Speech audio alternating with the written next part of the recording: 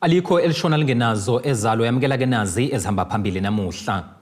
Liyaqhubeka Lesilo ePitoli. Kwethulwe elezolimo. Kanti ke isalindelekile imvula kwelikamthaniya. Lezi izindaba ze1KZNTV kanti wena uzifundela usiyabonga wakaduma nina bezulu elidume esandlwane siyakhuleka. Kungenelo usukwini Lwesibili uqula kwenzukazi Icala lombango wesihlalo sobukhosi bukaZulu ophakathi kwesilo uMisuzulu kaZwelithini kanye nomntwana uSimakade oqhubeka enkantolo enkulu yasePitoli. Phakathi kobufakazi obethulwe namuhla lo omele umongameli wezwe uCyril Ramaphosa uMarumo Morane uveza ukuthi umongameli walandela yonke imigudu efanele ngokunikezela isitifiketi kwisilo samabandla elandela izethulo zikamongameli noma kumahluleli uIsaac Madonda owachaza ke incwadi yamafa eyabe ibeka isilo uMisuzulu njengesilo esemthethweni. Lo komele umengameli wezwe umnumzane Cyril Ramaphosa ecaleni lombango wesihlalo sobukhosi bukaZulu eliqhubeka enkantolo enkulu yasePitoli uMarumo Morane uthi ke isinqumo esathathwa ngumongameli wezwe sabeke sisukela kwizeluleko zikamntwana wakwaphindangene owabeke egunyazwe ngokusemthethweni ngumahluleli enkantolo ephakeme yaseMgungundlovu Isaac Madondo owanika ke undunankulu kaZulu igunya lokwengamela imihlangano yasendlunkulu. uMorane uthi ke sinye sezeluleke savezwa umntwana wakwaphindangene ngesithi ke uqoka kwesilo kakaze kube nampikiswana emhlanganweni owabe ungomhlazi 14 kuNhlaba ngonyaka 2021 lapho kwaphakanyiswa khona isilo uMisuzulu kaZwelithini. Prince Buthelezi who was judicially recognized by Justice Madondo as the only person authorized to convene such meetings of the royal family, advised the president of 4 things. Firstly, that the Zulu royal family had recognized Prince Misuzulu as successor to the throne in accordance with Zulu customary law and traditions. Secondly, that the recognition took place at the 14th of May 2021 meeting. It was unanimous. No query was raised and no grievances were lodged. uMorane uqhubeka ngokuthi isinqumo sikaMengameli sokwedlulisela isitifiketi kwisilo uMisuzulu kaZwelithini kungoba walandela yonke imigudu yomthethosisekelo ebhekelela ukubekwa kwamakhosi okusesigabeni u8.4 kumthethosisekelo. Uthi ke ngokwalesi sigaba akukho sikhalaze safakwa ngabaphikisana nokugcotshwa kwesilo okwafinyelela ngumengameli wezwe nokwangaholela ekutheni kumiso okwedluliselwa kwalesi sitifiketi. In terms of section 8 subsection 4, it has to relate to something that was not done in accordance with customary law or customs. That is our submission. And that is, we submit a jurisdictional fact for invoking those 2 provisions, 8 sub 4 and 8 sub 5, where he says there's no genuine dispute as to the succession of Prince Misuzulu, as he is in terms of the customary law and customs the rightful heir to the throne. No one has disputed the correctness of the customary law and customs by which the name of Prince Misuzulu was raised and endorsed by the royal family. The applicant princesses and the applicant prince, neither in their founding affidavit nor in their supplementary and replying affidavits, have made any assertion that the appointment of Prince Misuzulu was not in accordance with Zulu customary law and traditions. Ezindabeni ze1KZNTV kubika umqondisi Miyeni. Kwethulwe izinhlelo ezihlose ukulekelela imboni yezolimo kwisifundazwe KwaZulu-Natal. Lokhu kwenzeke ngesikhathi undunankulu noMusa Dube Ncube kanye nongqongqoshe wezolimo uSupha Zuma behambele indawo yaseMpendle ukuyokwethula ke lezi zinhlelo. Baveza ukuthi lezi zinhlelo zizofukula abalimi abasebancane bakwazi ukulimela udayisa. Okunye kokuseqhulwini ukuqinisekisa ukuthi ukudla akupheli. Umphakathi waseMpendle Uthi zizoguquka ezolimo kuleya ndawo njengoba uhulumeni wesifundazwe KwaZulu-Natal ethule izivande esingaphezulu kwekhulu ububanzi baso okuzotshala kuso umbila oyelo ikakhulukazi. Akunankampani ke la kunamafemu ithemba lethu lonke lokuphilisa abantwana bethu nokufundisa ingane zethu lisekulimeni. Ingakho ke sikujabulela kakhulu ukuthi umnyango ube la uhulumeni wethu esimthandayo azosilekelela kakhulu. Umbila oyelo dadewethu usebenza kakhulu ezintweni eziningi. Uyaphakela umbila oyelo unjalo uyaphakela ugayiwe njengoba siwulimile uma uNkulunkulu esithandile izulu laba lihle isivuno sethu saba sihle kuzofika abazowuthenga umbila oyosebenza endaweni eziningi. Lokho kuyokwenza ukuthi ke thina ukushintshanisa umbila ube imali kwenza ukuthi ke sikwazi ukuphila kangcono endaweni yakithi. Inhlangano yabalimi iAfasa nayo ikushayela ihlombe lokhu. Siyabonga kakhulu uhulumeni kuphela nje sikufisayo ukuthi aqhubeke ngoba baningi abalimi abafisa ukuthi babambe iqhaza lekulimeni nabafisa ukuthi balekeleleke nabafisa ukuthi babambe iqhaza ngoba njengoba ama prizes okudla kanje mengizokwenza isibonelo sibona amazambane ayo ku 250 into esiqalayo ukuyibona. Yabona ke mubuka umsakazi kwathiwa i-demand iyona control i-price ngesikhathi i-demand inkulu ne-need isidingo sisikhulu ile kufike kunyuke khona ukudla kodwa lekuzoba khona futhi umkhiqizo ozoba mningi uzokwazi ukuthi ureduce ama-price ngaleyo ndlela. Imeya yomasipala wesifunda uMgungundlovu uMzizuma uthi umnotho usenhlabathini. Umnotho waseMgungundlovu usekelo kakhulu kwezomnotho. Sisifunda esinendawo enkulu yasemakhaya okusho ukuthi ke ukhona wona umhlaba esingakwazi ukuthi siwusebenzise ukufukula umnotho wethu ukudala amathuba emisebenzi nokwenza ke umnikelo nongaphezulu kwalo esiwenzayo emnothweni wesifundazwe jikelele. Emshwathi isemngeni isempofana ikhona la impendle isemkhambathini naseRichmond nengxenye zomsunduzi kakhulukazi kwavula indlela indawo ezamakhaya ezinomhlaba omningi ongakwazi ukuthi usetshenziswe. Uzuma uthe zolimo zingathuthukisa isizwe. Siyafisa ukuthi laba abayihlanganisile abama co-ops abangafisa ukuthi balekelelwe ngokuthi balinyelwe banikezwe nento yokuthi bawuqale umsebenzi ngembewu nazo zonke izinsiza ezidingekayo basukume basondele sikwazi ukuthi sibalekelele. Sikhuthaza nalabo abanawo nje umhlaba osemakhaya ukuthi asilimeni nasemakhaya singaze sithi sizoya emasimini amakhulu njengalawo. Akufanele emphakathi waseMgungundlovu niyothenga yonke into.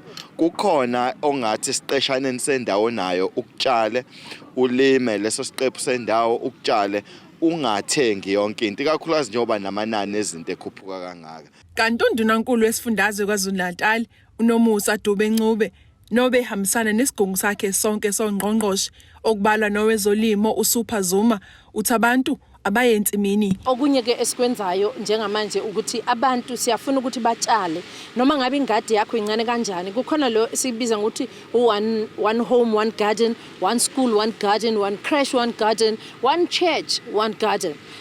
Lokho sigqugquzela ukuthi abantu bakithi kuyabiza ukudla ungakwazi ukuthi uphume lapha ekhaya uthathe lapha engadini ufake estofini kuyokuthi uma uye estolo uyothenga lokho okuncane nje ekuyisishebo kodwa okuningi uthole lapha engadini. Into enhle ke futhi ngokuthola engadini ukuthi uthola ukudla okunempilo ngoba uyazi ukuthi ukuthathe lapha lokho kuseyitolo akwazi nanokuthi kwatshalwa nini kwatshalwa ubani ekutshala ngani.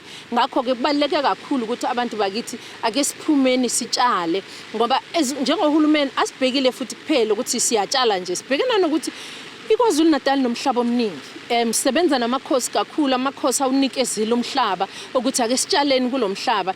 Ingakho ke nathi sesibona ukuthi ake sisondele ebantwini bakithi sibanikezele imbewu sibanikezele abalimisi ngoba laba balimisi abala abothi basisiza abantu bakithi ukuthi umhlaba nomhlaba right ukuthi utshale ini kuwo kwenzela ukuthi ingabe lento ukuthi abantu siyatshalile kodwa kwangavuma manje ke kuyavuma mangabe abalimisi sebenitshelile ukuthi cha lo mhlaba ulungele ukuthi sitshale lokhu lo mhlaba ulungele ukuthi sitshale lokhu noma ke uma ngabe sibona ukuthi siyakuthanda ukutshala lokhu sifuna ukutshala bayakwazi abalimisi ukuthi umhlaba bawulungiseke lokhu kuthiwa bawutreat bafake lokho okuzokwenza ukuthi lo mhlaba ulungele lezo zivuno esisuke sifuna ukuthi sibe nazo. Ezindabeni ze1KZNTV ngu-Ayanda Dube ngisempendle.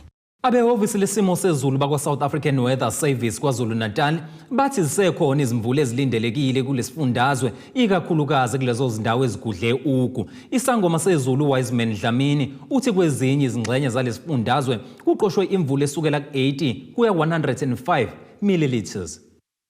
Ngonyaka owedlule ka-2022 isifundazwe saKwaZulu-Natal siyasehlelwa inhlekelele yemvula eyinamandla ezabeke hambisana nezikhukhula zadala omkhulu umonakalo kwabese kudlula emhlabeni nenqwaba yabantu abanye abangakatholakali namanje. Ngenxa yalokhu mangabe izulu lidliva sebehlezi behlalele uvalweni abantu bakulesi sifundazwe. Kusukela izolo kwaze kwabake namuhla ingxenye eziningi zalesi sifundazwe ziye zathola imvula eningi. Ama-amounts noma imvula etholakele nakhona ihlukile kangangoba izindawo ezithole imvula enkulu izindawo ezigudle ugu lesifundazwe. Sitheme sibheka ngokwama values noma amazinga emvula atholakele lapha ko-Paddock, which is a South Coast, bathole 105 millimeters wemvula. Kanti ke lapho kunini enyakatho ko-Richards Bay nako-Mandeni bathole 80 millimeters. So bekuyimvula ke le erekhodwe between usuku lwayizolo kuze kube usuku namhlanje extend ngo-8. So since njengoba imvula iqhubeka even nalosuku namhlanje lama amounts vele uthola ukuthi aseshintshile. So kona kubuka ngathi indawo eziningi zitholile imvula KwaZulu-Natal usuku lwayizolo. Zisekhona ke belimvula ezisalindelekile KWELIKAMTHANIYA. Ngokwe-forecast noma ngokuqagula isimo sezulu sanamhlanje sisayilindele imvula KwaZulu-Natal kangangoba amathuba emvula alapha ku-60% ezindaweni ezisentshonalanga bese kuthi izindawo ezigudle ugu lesifundazwe amathuba alapha ekakhulukazi ke izindawo ezilapha enyakatho esifundazwe amathuba amahle impela alapha ku-80%. Lokho kuchaza ukuthi imvula isengalindeleka ezindaweni eziningi. Ngokhumbula ukuthi kwezinye izindawo vele liyanetha kanti futhi nemfudlana lemncanyana uthola ukuthi vele seyingenisile kwimvula esithole osukwini layizolo ebusuku namhlanje ekseni.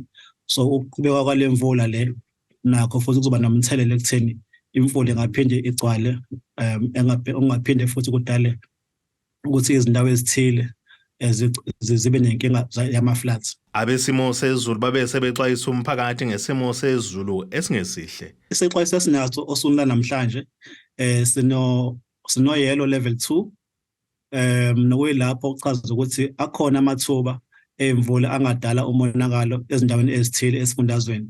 So lo level 2 ucoverisha noma usezindaweni ezisempumalanga yesifundazwe namaphakathi kubese kuthi nezindawo ezigudle lapha ugu lesifundazwe. Kubese kuthi lapha enyakatho lapha ko-Richards Bay imkhanya kude municipality njalo njalo. Amathuba emvula njengoba ngithe mahle kakhulu kubona ko-80%. Nesexwayiso sabo naso siphezulu ilevel yabo ilapha ku-orange level 6. Nokuchaza ukuthi ke amathuba emvula aphezulu kanti futhi nomonakalo ongadalwa imvula nawo futhi uzoba phezulu. So kulowo monakalo singabalula ukugcwala kwemvula emincane amabholoho uphinde futhi kuphazamiseke nengqalasizinda zomasipala njalo njalo. So ke ku-advise abantu kubalekile ukuthi bangayeqi imvula egcwele ukuze baziphephise baphinde futhi balalele nemsakazo ngoba siyayithumela i-information noma ulwazi mayelana ne-weather forecast usuku nosuku ukuze bazithole bephephile lesimo semvula. Bese ke uma sesibuyela ekutheni lesimo sizoba ngcono nini kubuka ngathi namhlanje vele izulu lizoba khona esifundazweni saKwaZulu-Natal kanti ke kubuka ngathi kusasa singayithola imvula engatheni kakhulukazi ekuqaleni kosuku. Amathuba azobe emancane kakhulu ezindaweni ezakhele ugu lesifundazwe. Kwezinye zezindawo ezimaphakathi lesifundazwe nalapha enyakatho entshonalanga ayikho imvula elindekile osukwini lakusasa. Khona manje ke nomnyango wezokubusa ngokubambisana nezindaba zomdabu kusona esifundazwe saKwaZulu-Natal usuxwayisa umphakathi waveza nokuthi ke usumi ngankomo ukubhekana noma ngabe ke isiphi isimo senhlekelele. Nje izivula zibile eningi kodwa akukho mphefumulo osabikiwe olahlekile, akukho mndeni mhlambe elahlekele nayo imizi yayo, kungene nje amanzi bakwazi ukulento nemigaqo ebikade siyivalile ivalwe ngaleso sikhathi kusekhona amanzi, thema idlula amanzi yavula lo mgaqo yakwazi ukusebenza, hayi ukuthi ilimalile abasakwazi ukuyisebenzisa. Sesiqaphile ke manje ke siqaphe ukuthi ke abezezulu bathe kusukela namhlanje kuya le indawo esizothinteka ekukhombisa ukuthi ziyakhuphuka nazo ziya ku level 6, imvula eziningi izotholakala khona indawo yase King Cetshwayo nasemkhanya kude nakancane eZululand. So ke sitheke umphakathi yalapho ke siyafuna ukuyixwayisa ukuthi njengoba de sixwayisa ngapha uma bebona izulu lihloma, izulu liba libi, abazami ukuthi bayiqinisekise ukuthi bayaphepha, baba semakhaya nasemakhaya indawo abahleli kuzona kube indawo abakwazi ukuthi amanzi akwazi ungena endlini ngoba amanzi angena nasendlini. Baqinisekise lokho uma bebona amandla ekhuphuka endlini, ngcono baphumele eminyango bakhipha impahla lezi abangakwazi ukuzikhipha ukuze baphephe. Ezingxenyeni ezahlukene zesifundazwe kulindelwe bake likhipha inhlamvu yelanga ngasekupheleni kwesonto. Ezindabeni ze1KZNTV kubi kuphilana kaMzimba uyidelele bafokozana kaCebekhulu eRichards Bay. Kuleli iqophelo ake sihlabe ikhefu.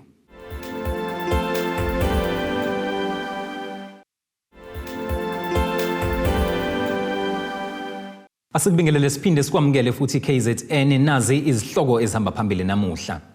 Liyaqhubeka Lesilo ePitoli. Kwethulwe elezolimo.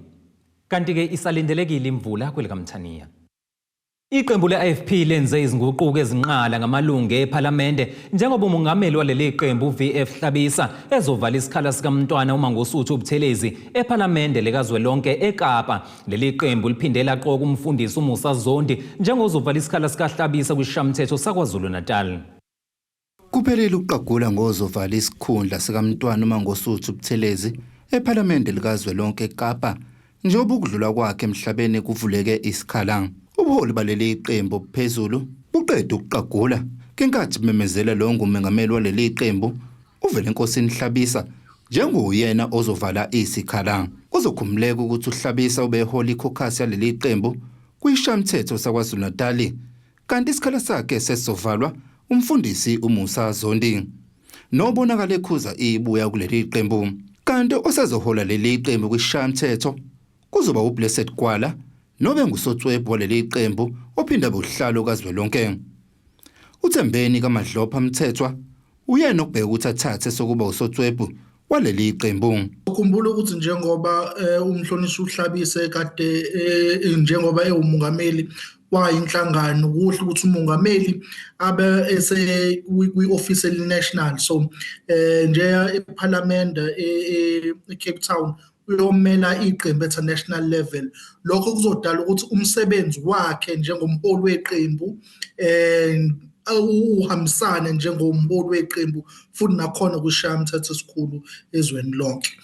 Ngokufika ngokubuya komfundisi uMusa Zondi siyabona ukuthi yena umhlonishwa uHlabisa uzama ukubamba amatomu ukuthi ngisho noma angahamba yeka national akube khona abantu abathembayo at a provincial level to make sure ukuthi yona iIFP yaqhubeka iyakha towards ama elections zonyaka ozayo ukuthi bakwazi ukuthi bakhuphule inamba zabo. Lokhu kwenzeke nakuba bekunezinkulumo zokuba qembu ngaphakathi ngenxa yombango ngozovala isikhundla sikaMntwana uMangosuthu kanjalo nesikhundla salowo leli qembu elizofolosa ngaye kwasobundunankulu esifundazweni iKwaZulu Natal. Leli qembu likholwa ukuthi izinguquko zizolisiza kakhulu njengoba kubhekwe okhethweni lukazwelonke konyaka ozayo. iIFP is serious in terms of ukuqinisa lona iqembu njengoba lizoya phambili kuma elections, because njengoba izinto zimingakhona siyawabuka nama-by elections siyabona ukuthi yona iIFP is on an upward trajectory. So lokho kudinga kona ukuthi kube khona abantu abamkantshubovu behola at a provincial level to make sure ukuthi iIFP gets over the line. So into esebenza manje it's more of i-experience nabantu abasebenzile kakhulu kwi-IFP ukuthi bakwazi ukuthi basebenzele towards ama-elections ngonyaka ozayo. Kuzokhumuleka ukuthi i-IFP yolona qembu eliphikisayo ngokusemthethweni kulesifundazwe kanti libheke ukuthi liphinde likwazi ukuphatha isifundazwe kwaZulu Natal lisihlwitha kuyiqembu likaKhongolose. Izindaba ezenziwa1KZNTV kubikuthi abantu maphumulo eRichards Bay. Abonge umthente ohlabusamile amalungu omphakathi wakuWard 1 lokhu kuze emva kokuba umasipala umsinga wethule usonkontileka ozofaka ugesi ezindaweni ezintathu kule wadi okubalwa ke kuzo umgelekazi iBlicksburg kanye ke nakwaKhakhathi. Lezi zindawo bezingenawo ugesi njengoba ke kuyizindawo ebezingamapulazi. Umeya uDokotela uFelinkosi Sikhakhane uthi kulindeleke ukuthi lo msebenzi uphothulwe emva kwezinyanga ezintathu. Umeya uDokotela uFelinkosi Sikhakhane wethule ngokusemthethweni usonkontileka ozofaka ugesi ngaphansi kaWard 1 eMsinga. Osukwini namhlanje sinentokozo kakhulu ukuthi size kulomphakathi kaWard 1 lapho sizokwethula khona usonkontraki ozosifakela ugesi. Le ndawo bingakabi nawo ugesi kakhulukazi indawo lezi ezisemaplazini. Lezi esingaphandle sesasifakela ugesi kodwa ngenxa yokuthi bebengavumi kahle abanini bamaplazi phambilini sebevumileke manje sasesibudgetha ke sabudgethela ukuthi sobafakela ugesi umgelekazi noBlessburg esize kubona kuWard 1 ukuzobafakela ugesi usonkontraka sizomethula namhlanje. Uqhube ngokuthi kukhona abazohlomula ngamathuba omsebenzi kuleli ward. Njengoba sizokwethula usonkontraka sizobeke sesikushiya kuWard councillor ukuthi alekelele nekomiti lakhe lesiceme balekelele ukuba bamelekelele usonkontraka ukuba kuqhashwe abantu abazolekelela usonkontraka. Ngeke afike nabantu bakhe kodwa uzonikezwa ithina ewadini yethu ukuthi wobani abazomelekelela. Kuphela kwakhe ukusinika nje ukuthi ufuna abantu abangaki bese siyamnikeza ke thina akazosebenza nabo. Kanti umphakathi uqhwabela ihlombe lokhu njengoba bebephila ngaphansi kwengcindezi. Elingcindezi inkulu kakhulu. Esingithemba ukuthi ke njengoba sekusuka namhlanje nje kuzoba ngcono kwehle ngophela intuthuko ke siyayidinga eningi izinto edinga ugesi ngabe siya amafriji kuningi nje okuhambisana nogesi esikuswele okumanje nje njengoba ngila njengoba izulu liguqubela ngiyiphethe ngisho ifoni ngenxa ukuthi akukho kushayela kushajwa khona. Khona manjali ikhansela la kule ndawo libe selibonga umthento ohlabusamila ngokuhambela nokufezekisa izifiso zabantu bakule ward. Cha ngafika ukudlusa ukubonga okukhulu kumkhandlo wakithi eMsinga ukungisiza ngezindawo lezi ezintathu okumgelekazi iBlessburg uhlathi nenyonyane ukuthi ukwazi ukuthi namhlanje kufezekise iphupho labo leminyaka ukuthi nabo bebe nogesi njengabo bonke abantu. Sibonga kakhulu nje kumthente ohlabusamila. Thobe kadladla ezindabeni ze1KZNTV ngisemsinga. Ake siphinde futhi sihlabe ikhefu uhlangabezana nayo ingosi yomnotho uma sibuye ezitolo.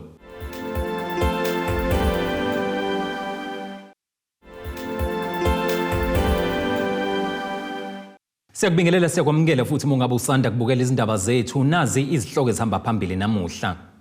Liyaqhubeka Lesilo ePitoli. Kwethulwe elezolimo.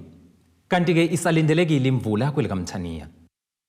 Kuleli qophelo ake siphinde futhi sikubhekele ingosi yezomnotho.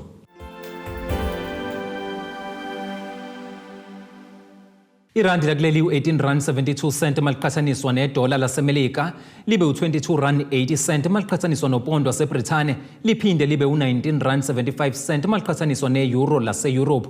Igolide ke lona ling$1,919.68 ounce kuthi uwelo ngahluziwe ube u$89.65 umphongolo. Ake sikubhekele ngosini yezemidlalo.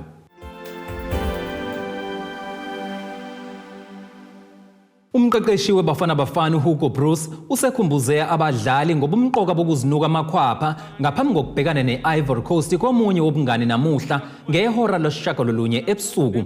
Uthi ulindele ukubona iqembu lehlukile uma sebedlala neIvory Coast. iBafana Bafana iye koweEswatini ithwele ngeqoma ukuthi izozidlela amahlanga kwaziseke phela nabadlali bazobe sebephapheme njengoba isisondele eyokuhlungela indebe yomhlaba ka2026 neAfrica Cup of Nations iAfcon ngamafuphi ngonyaka ke ozayo. Ngakho ke kufanele bathathe iso lika Bruce. Ake sikubhekele isimo sezulu esingalindeleka.